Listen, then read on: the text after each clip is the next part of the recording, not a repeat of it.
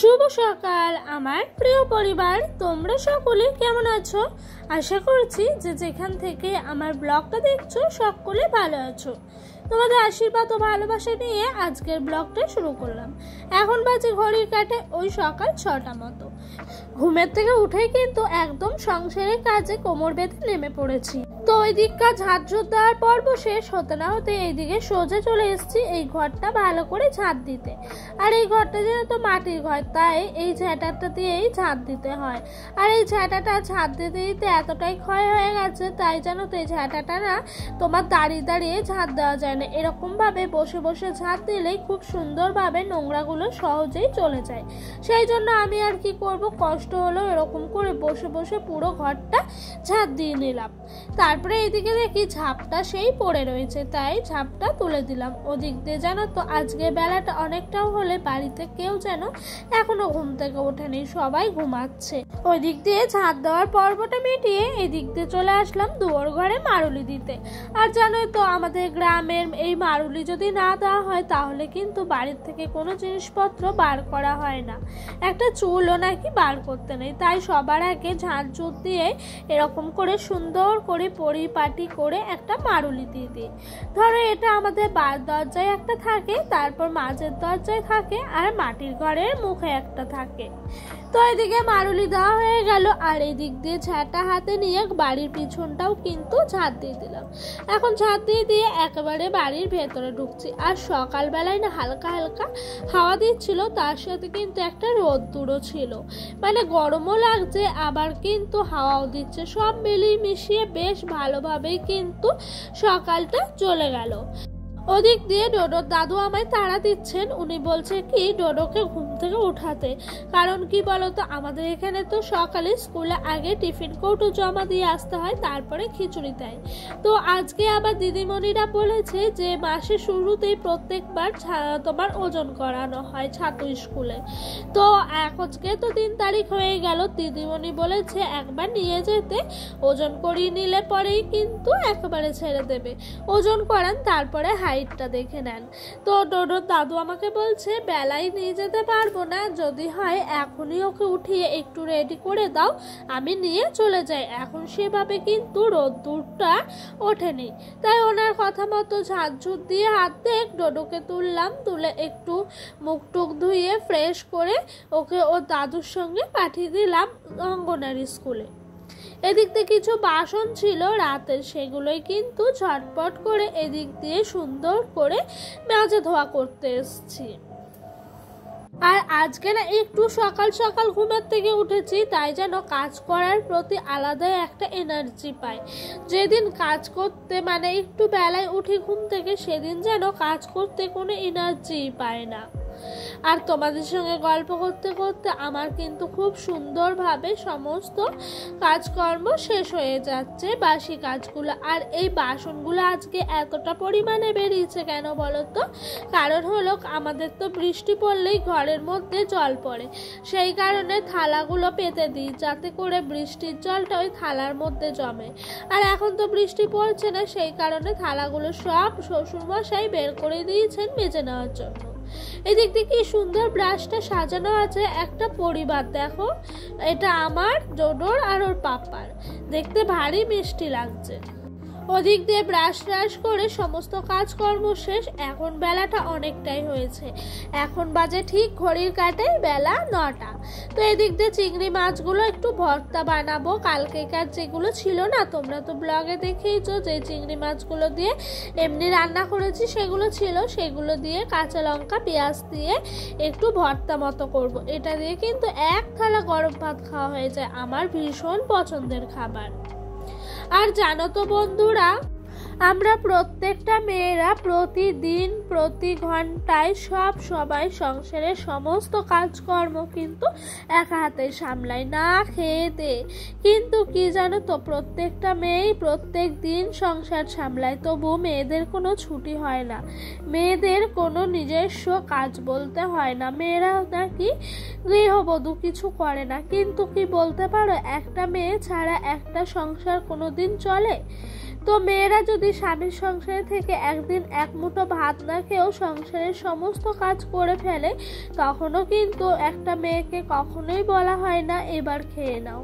মেয়েদের জীবনটা বড়ই অদ্ভুত। সংসারের পেছনে করতে করতে নিজের জীবনটাই শেষ পর্যায়ে চলে যায়। তখনও কিন্তু মেয়েরা বুঝতে পারে না যে কবে আমার যৌবন কিশোরী সমস্ত কিছুই কেটে গেল, এখন একেবারে বৃদ্ধ বয়সে এসে পৌঁছেছি। এটা আমার তোমার বলে নয়, প্রত্যেকটা মেয়ের সাথে আমার মনে হয় এমনটা হয়। আর এটা শুধু আমার তোমার যুগেই হচ্ছে সেটাও না, এটা যুগ যুগ ধরে হয়ে আসছে। মেয়েরা চাইলে সবই করতে পারে, ঘরে বাইরে সমস্ত কাজ। আর মেয়েরা দেখবে সংসারের সমস্ত কাজ পরিপূর্ণভাবে করেও কিন্তু বাইরের সমস্ত কাজ মিটিয়ে আসতে পারবে। একটা মেয়ে চাইলে 10টা কাজ একসাথে একা হাতে করে দিতে পারবে।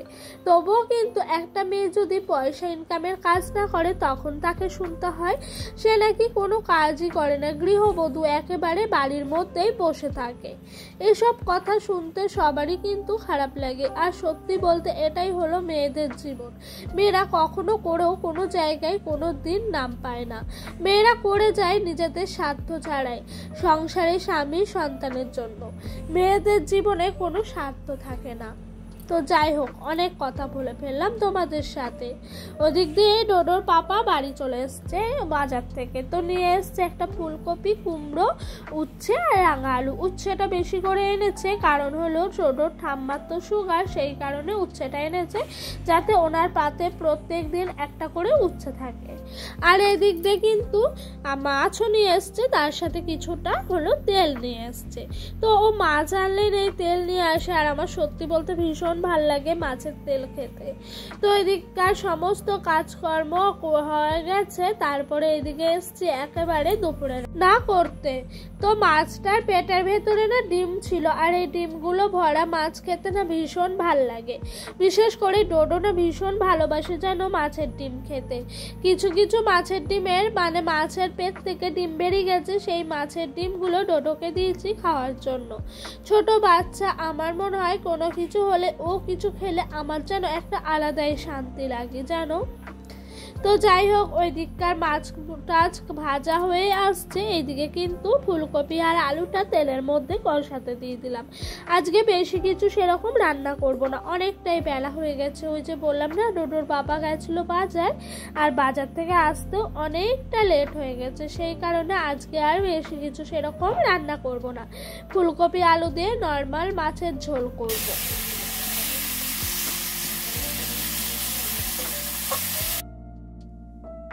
আর জানো তো বন্ধুরা, এই আলু দিয়ে ফুলকপি দিয়ে মাছের ঝোল খেলে আমার যেন একটা অন্যরকমই শীতের অনুভূতি হয়।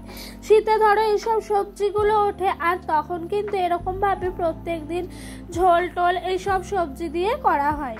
তাই আজকেও জানো তো রান্নাটার পরে না মনে হচ্ছিল কোথায় যেন ওই যে শীতের খাবার খাচ্ছি, তার সাথে একটু টমেটোও দিয়ে দিয়েছিলাম, খেতে কিন্তু আরো টেস্টি হয়ে সুন্দর লাগছিল খেতে। তো এদিক থেকে সুন্দরভাবে সমস্ত সবজিগুলো গলে গেছে, যেন ফুলকপিটা না আজকে ভীষণই ভালো ছিল। চলো রান্না করতে করতে তোমাদের কাছে সুন্দর সুন্দর কিছু কমেন্টের উত্তর দিই। রূপা দিদি ভাই বলছে অপারেশন হয়ে গেছে, আমি বাড়ি চলে এসেছি, অনেকটাই উইক আছি। তো দিদি ভাই সাবধানে থেকো, আর এই সময় তো উইকই থাকারই সময়, তো একটু সাবধানে থেকো, ঠিক মতো করে একটু খাওয়া দাওয়া করো, দেখবে ঠিক হয়ে যাবে। আর ভগবানের কাছে প্রার্থনা করি তাড়াতাড়ি সুস্থ হয়ে ওঠো।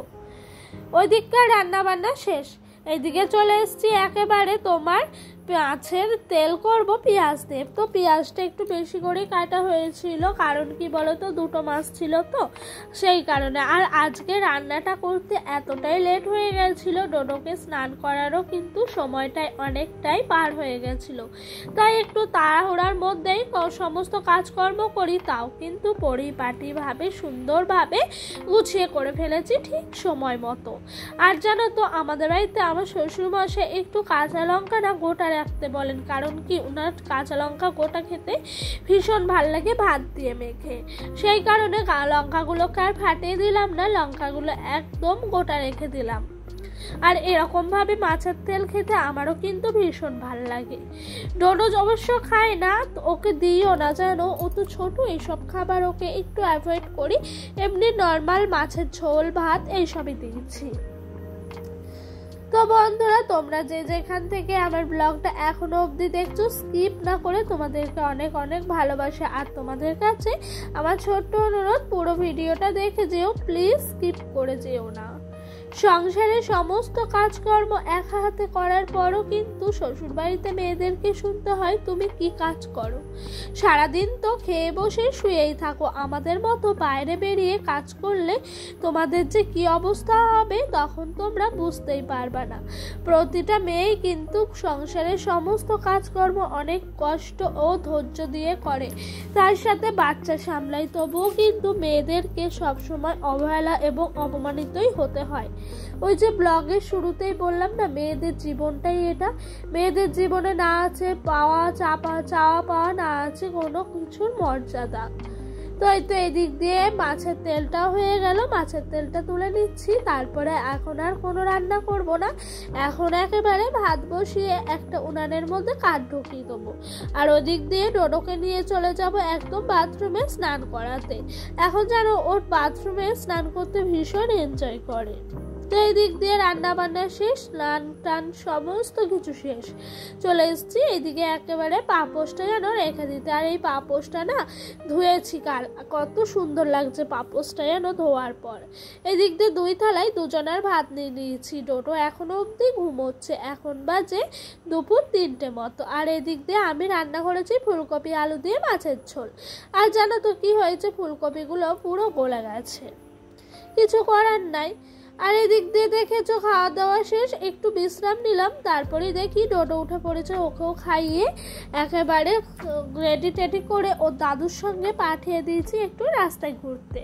তো এদিক দিয়ে এই যে কটা শলা কাটি ছিল, শলা কাটিগুলো চাচাই হয় না, মানে সময় পায় না জানো। তো এখন ভাবলাম যে বিকেলে ফাঁকা আছি, এই সময়টায় যদি শলা কাটিগুলো চেঁচে পরিষ্কার করে নিই তাহলে শলা কাটিগুলো আমার চাচা হয়ে যাবে।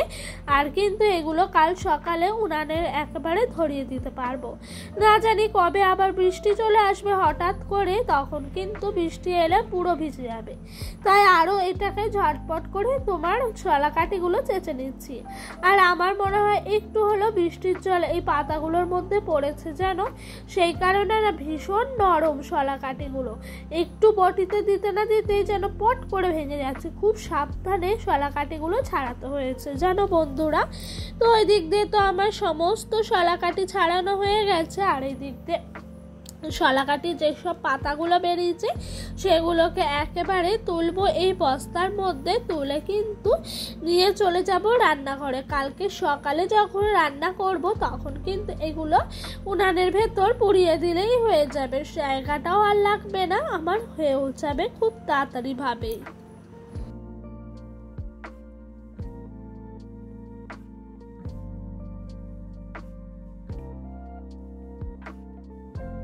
তো বন্ধুরা, এখন জানো প্রায় অনেকটাই সন্ধে হয়ে আসছে, এখন 5:45 মতো বাজে।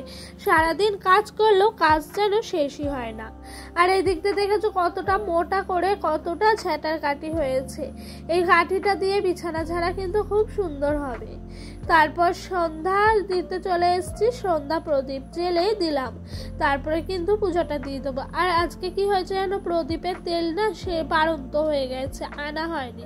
প্রদীপের তেল আনতে হবে, কি করব, প্রদীপের তেল ছিল না, সন্ধ্যা দিতে গিয়ে তখনই দেখলাম।